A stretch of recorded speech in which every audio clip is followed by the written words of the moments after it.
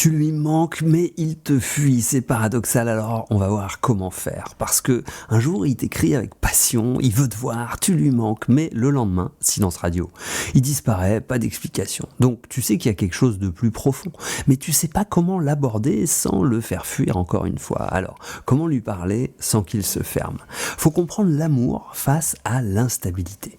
Tu ressens des choses fortes pour lui. T'as déjà essayé de comprendre ses allers-retours. Tu sens bien que lui, il traverse des hauts et des bas. Tu sais qu'il y a une raison derrière cette fuite permanente, mais tu comprends pas. Et à chaque fois que tu tentes une approche, il disparaît, il esquive, il te repousse. Et toi, forcément, t'es perdu entre espoir et frustration. Ça met beaucoup de confusion.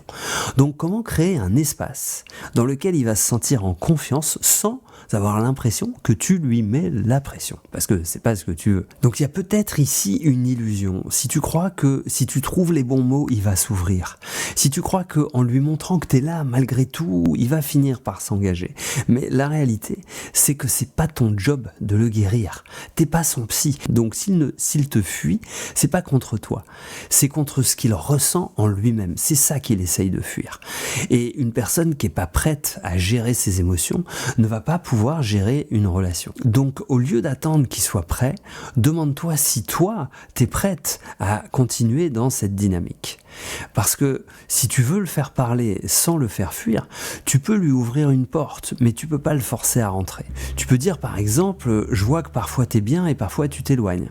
Je veux juste que tu saches que si un jour tu veux en parler, je suis là, mais tu pourras pas le forcer. Ne cherche pas à le rassurer à tout prix. Tu peux être un soutien, mais il faut pas devenir son sauveur.